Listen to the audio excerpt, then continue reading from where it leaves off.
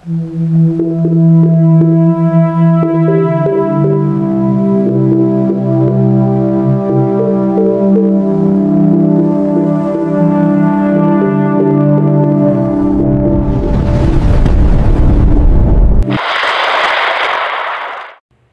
araw po. Isang low pressure area ang minomonitor natin at inaasahang tatawid sa Luzon ngayong araw, ika-7 ng Agosto taong 2025. Ang LPA na ating minomonitor ay huling namataan 101 kilometro silangan ng Kasiguran, Aurora. Dahil dito, asahan ng malakas na pag-ulan sa halos buong Luzon. May posibilidad na maging tropical depression ito at maging bagyong Fabian. Isa pang LPA ang namataan sa silangang bahagi ng bansa, ngunit nasa labas ito ng PAR at walang direktang epekto sa Pilipinas. Alerto para sa mga residente ng silangang Luzon, asahan ng maulap na kalangitan at malakas na pag-ulan. Maging alerto lalo na sa mga lugar na ito, Aurora at Cagayan Valley. Para sa mga naapektuhan ng nakaraang bagyo, maging handa sa posibleng pagbaha dahil sa inaasahang malakas na ulan. Iwasan ang paglalakad sa baha dahil sa panganib ng leptospirosis. Babala, inaasahang tatawid ang LPA sa Luzon ngayong gabi. Maging handa sa malakas na pag-ulan, pagbaha, at pagguho ng lupa. Kung nasa mababang lugar kayo, lumikas na pansamantala. Ang pagtawid ng LPA ay magpapalakas sa hanging habagat na magdudulot ng mas malakas na ulan sa kanlurang bahagi ng bansa. Mga lugar na dapat maging alerto: Claveria, Burgos, Lawag, Cabugao, Licuan Baay, Vigan, Candon, Besao, Paracelis, Santiago, Bugyas, Bambang, Madela, Bacnotan, Baguio, Baler, San Jose, San Carlos, Bolinao, Dasol, Tarlac City, Gabaldon, Candelaria, Botolan, Angeles, Olongapo, Quezon City, Infanta, Dasmariñas, Pagsanhan, Lipa City, Pagbilao, Calatagan, Lubang, Patnanungan, Lopez, Santa Elena, Daet, Naga, Balatan, Tiwi, Legazpi, Caramoran, Virac, Mamburao, Calapan, Pinamalayan, Sablayan, San Jose, at Rojas. Asahan ng maulap na kalangitan at katamtaman hanggang malakas na pag-ulan. Maging alerto po tayo. Sundan ng mga balita para sa mga susunod na update. Lagay ng panahon sa iba't ibang rehiyon. Luzon. Inaasahan natin ang pagtawid ng LPA pakanluran ng Luzon. Magkakaroon ng pag-ulan sa silangang bahagi ng Luzon ngayong umaga. Maging alerto sa Aurora at Cagayan Valley Region.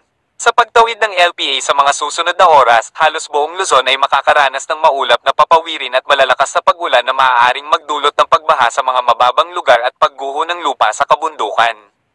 Ang mga nalalabing bahagi ng Luzon bago ang pagtawid ng LPA ay makakaranas ng maulap hanggang sa may mga kalat-kalat na pag-ulan. Kung lalabas ng bahay, magdala ng panangga sa biglaang buhos ng ulan. Dahil din sa paglakas ng LPA, ang Babuyan Group of Islands at Batanes ay makakaranas din ng maulap na kalangitan at pag-ulan. Visayas. Dahil sa paglakas ng LPA, inaasahan na lalawak ang epekto nito dahil hihilahin nito ang hanging habagat na makaapekto sa kanlurang bahagi ng Luzon at Visayas. Ang Western Visayas at Negros Islands ay makakaranas ng epekto ng hanging habagat na pinalakas ng LPA. Magdala ng panangga sa biglaang buhos ng ulan. Ang nalalabing bahagi ng Visayas ay inaasahan na magkakaroon ng maulap hanggang sa maulap na papawirin at kalat-kalat na pag-ulan dahil sa mga thunderstorm na epekto ng hanging habagat. Sa Eastern Visayas, paghandaan ng mga thunderstorm na maaaring idulot ng hanging habagat. Mindanao. Asahan ng pag-ulan na dulot ng paghila ng LPA sa hanging nagmumula sa Timog Mindanao na nagdadala ng pag-ulan dahil sa thunderstorm. Asahan ng pag-ulan sa Zamboanga Peninsula, ARMM, at Socsargen. Ang nalalabing bahagi ng Mindanao ay makakaranas ng maulap hanggang sa maulap na papawirin na may kalat-kalat na pag-ulan. Paghandaan ng biglaang buhos ng ulan na lumalakas ang epekto ng mga thunderstorm na nagpapaulan pagsapit ng hapon at gabi. Palawan. Inaasahan pa rin ang maulap na papawirin at kalat-kalat na pag-ulan na dulot ng hanging habagat na hinihila ng LPA sa silangang bahagi ng Luzon. Magdala ng panangga sa ulan kung lalabas ng bahay dahil sa mga biglaang buhos ng pag-ulan. Lagay ng karagatan. Walang nakataas na gale warning sa kahit anong baybayin ng ating karagatan kaya malayang makakapaglayag ang ating mga mangingisda dahil sa inaasahan natin ang light to moderate na lagay ng alon sa karagatan. Ngunit, mag-ingat pa rin sa mga nais pumalaot para sa ating kaligtasan. Dumako naman tayo sa ating partner para sa mga karagdagang impormasyon sa loob ng ating bansa. Samantala, bukod dun sa low pressure area na nasa loob ng ating PAR, meron panibagong low pressure area tayong minomonitor po sa labas sa may Pacific Ocean. At huling namataan kaninang alas 3 ng hapon, 2,865 kilometers po silangan ng Northern Luzon. mababa din po ang tsansa sa ngayon na ito ay maging isang ganap pa na bagyo, subalit aasahan po natin yung unti-unti paglapit itong low pressure area sa ating Philippine Area of Responsibility. But in the coming days, wala naman itong inaasahang epekto sa ating bansa. Base po sa latest Tropical Cyclone Threat Potential Forecast ng Pag-asa, kikilos po yung low pressure area sa loob ng PAR, west-northwest, or moving towards northern and central Luzon po, simula po mamayang gabi hanggang bukas. And then pagsapit po ng Friday, after niya makatawid dito sa may northern central Luzon area, mag-emerge po siya dito sa may West Philippine Sea pagsapit ng Friday ng madaling araw at kikilos na palayo ng ating kalupaan and possible na lumabas ng ating PAR pagsapit po ng Sabado. At base rin sa ating analysis, possible na pagsapit niya dito sa may West Philippine Sea ay dun pa tumaas yung chance niya na maging isang ganap na tropical depression, humuhugot po ng enerhiya dito sa ating karagatan. At kung sakasakali na maging isang tropical depression po ito habang nasa loob ng PAR, ay papangalanan po natin na Fabian, pero magandang balita nga, papalayo ito ng ating bansa. Samantalang ikalawang low pressure area naman, in the coming days, kikilos ito generally west-northwest din or papunta dito sa ating Philippine Area of Responsibility. Pero we're not anticipating naman ito ipapasok na rin ng ating PAR hanggang sa early next week po. At possible pa mabago yung ating scenario for this low pressure areas. Kaya patuloy po na tumutok sa ating mga updates. Magbaon ng payong dahil malaking bahagi po ng Luzon na magkakaroon ng mga pag-ulan, umaga pa lamang mataas ang tsansa ng malalakas na pag-ulan dito po sa lalawigan ng Aurora, gayon din po sa may Cagayan Valley. Epekto yan ng low pressure area na patuloy na lumalapit dito sa areas na ating nabanggit. Dito naman sa Cordillera Region at Ilocos Region, naasahan po yung mga light to moderate rains umaga pa lamang. May mga areas din sa may Central Luzon na magiging maulan na sa umaga hanggang sa tanghali. At dito sa Metro Manila, Calabarzon, Bicol Region at malaking bahagi po ng Mimaropa. Sa umaga, partly cloudy to cloudy skies pero aasahan din po pagsapit ng early afternoon hanggang sa gabi na. Mataas po ang tsansa ng mga pag-ulan at mga thunderstorms.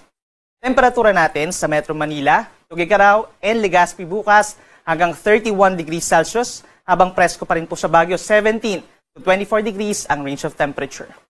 Sa ating mga kababayan po sa lalawigan ng Palawan, lalo na sa may southern portions, asahan yung partly cloudy to cloudy skies umaga hanggang tanghali, pero mataas na rin po ang tsansa ng mga pag-ulan sa may northern portion, kabilang na ang Calamian Group of Islands. Habang sa Visayas, asahan na rin po yung mga pag-ulan sa may western Visayas and Negros Island region dahil yan sa southwest monsoon or hanging habagat.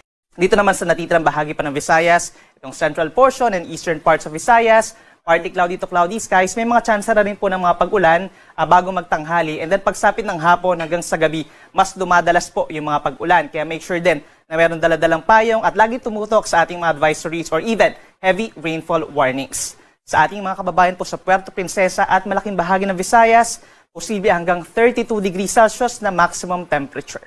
At sa ating mga kababayan po sa Mindanao, umaga pa lamang asahan yung mataas na tsansa ng ulan sa Zamboanga Peninsula, Bangsamoro Region at maging dito rin po sa bahagi ng Soxargen, dulot pa rin yan ng habagat, hindi po yan dahil sa low pressure area. And the rest of Mindanao, bagamat sa umaga, partly cloudy to cloudy skies at nagpapakita naman si Haring Araw, possible po pagsapit ng tanghali hanggang sa gabi, magiging makulimlim din ang panahon at aasahan din po ang mataas na tsansa ng mga thunderstorms o mga minsang malalakas na mga pag-uulan. Sa Zamboanga City hanggang 32 degrees ang ating maximum temperature. At para naman sa ating weather outlook sa susunod pa na 3 araw, pagsapit po ng Friday, yung time na nasa may West Philippine Sea na, itong minomonitor po natin na low pressure area. Kaya maraming lugar pa rin sa Luzon na magkakaroon ng mga pag-ulan, kabilang ng Ilocos Region, Cordillera Region, kung saan kabilang ng Baguio City, malaking bahagi po ng Central Luzon, lalo na sa Zambales and Bataan, Metro Manila and Calabarzon. Asahan pa rin po ang maulang panahon at minsan malalakas po ang mga pag-ulan, kaya mag-ingat pa rin sa banta ng baha at pagguho ng lupa. Habang natitirang bahagi po ng Luzon, pagsapit po ng Friday, partly cloudy to cloudy skies with some chances pa rin ng mga isolated rain showers or thunderstorms. Pagsapit po ng Sabado at Linggo, ito yung time kung saan papalayo na ng kalupaan ng ating low pressure area na minomonitor, so magkakaroon ng pagbuti ng panahon. Pero dahil sa habagat, may mga areas pa rin po sa western section ng Luzon ang medyo makulimlim at may mga pag-ulan, pero mababawasan at mga isolated na lamang sa malaking bahagi, lalo na sa may eastern sections. Sa ating mga kababayan po sa Visayas, pinakamataas ang tsansa ng ulan dahil sa habagat. Sa Friday, pagsapit dito sa may Panay Island, kabilang pong Iloilo City and Negros Island Region. Habang ang central and eastern portions of Visayas, pagsapit ng Friday and Saturday, mas mababawasan na yung mga pag-ulan natin. At pagsapit pa ng weekend, generally fair weather conditions po. Yun nga lang, pagsapit ng tanghali, magiging mainit at maalinsangan ang panahon na sasamahan pa rin ng mga pulupulong pag-ulan or pagkidlat pagkulo. At sa bandang Mindanao, asahan din po ang mataas na tsansa ng ulan pagsapit ng Friday dito pa rin sa western section kabilang ng Zamboanga Peninsula at lalawigan ng Basilan. Habang natitirang bahagi po ng Mindanao pagsapit ng Friday, partly cloudy to cloudy skies at mataas pa rin po ang tsansa ng mga pag-ulan dahil sa habagat. Pagsapit ng weekend, mababawasan din ang mga pag-ulan. Ideal sa pamamasyal, lalo na weekend po, no? At pwede rin po magsampay ng ating mga damit, lalo na magiging maaraw at mainit ang panahon. Ang ating sunset ay 6:23 ng hapon mamaya at ang ating sunrise 5:41 ng umaga.